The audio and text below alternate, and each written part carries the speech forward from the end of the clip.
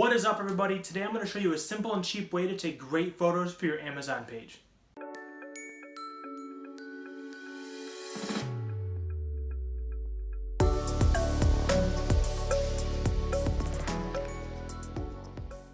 So this week I had a totally different video planned, but winter never wants to go away. I swear, like yesterday it was 60 degrees and boom!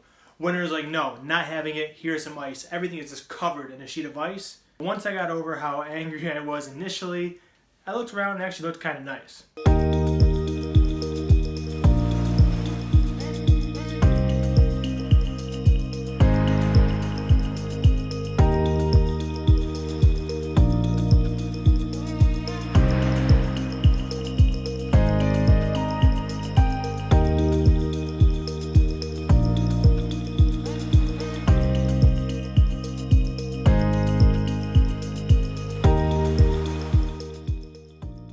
If it's your first time here, I want to say thank you for checking out this video on my channel.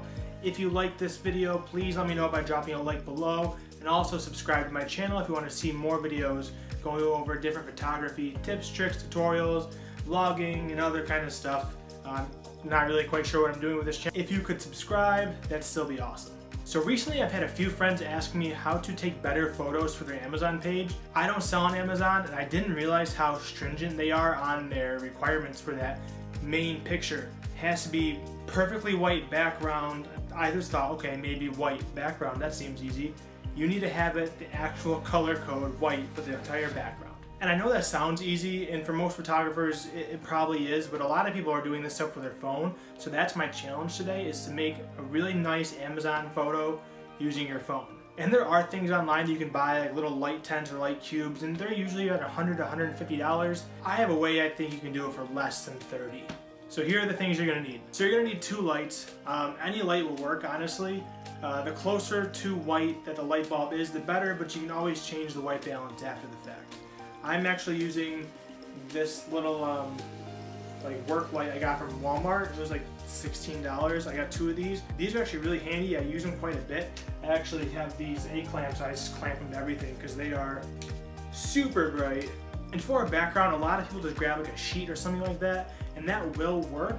But with sheets, you have to have them very flat or you're gonna start seeing the shadows in the background. So I'm gonna use this as a regular piece of paper. Granted, the size of the piece of paper is gonna be dependent on what you're actually shooting. So the bigger the product, the bigger the...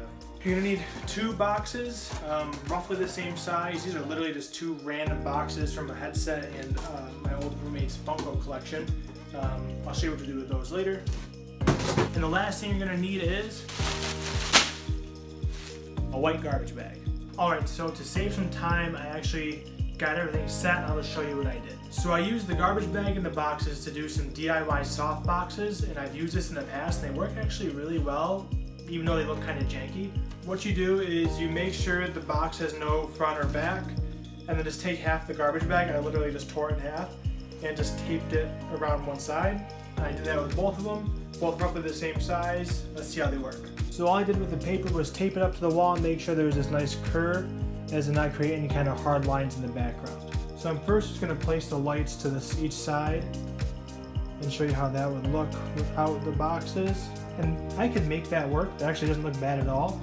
But I think adding the boxes in there softens the light up a lot and makes it look a lot nicer.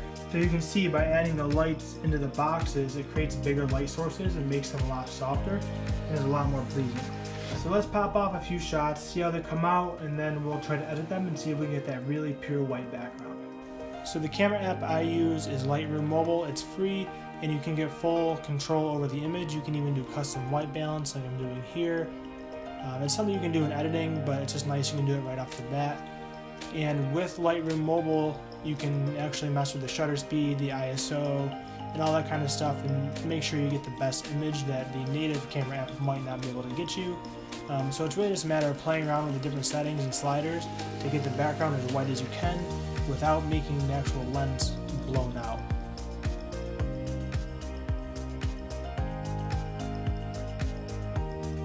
And once you get it set the way it's looking good,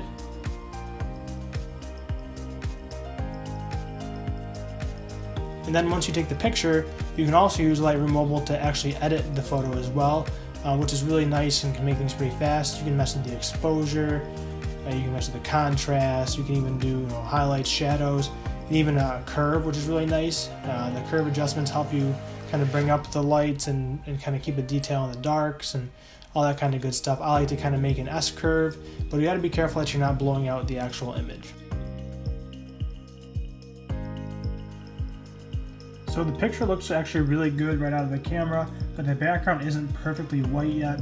So I'm going to pull it to my computer and go on Photoshop.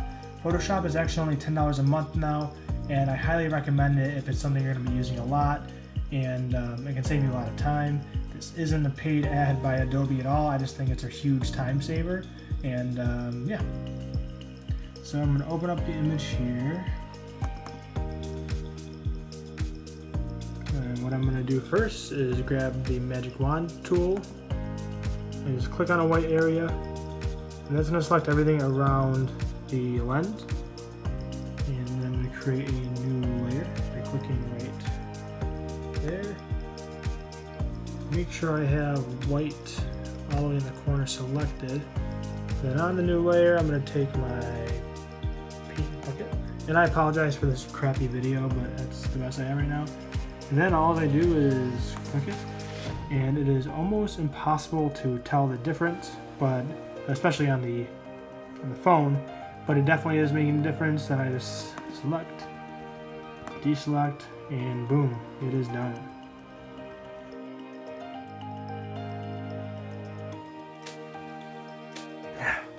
So there you have it, a pretty simple and cheap way to get great shots for your Amazon page. I hope this helped you out in some way. If it did and you enjoyed this video, please let me know by liking the video below and leaving a comment. And if you could subscribe to my channel, that'd be awesome as well. And I hope to see you guys in the next video.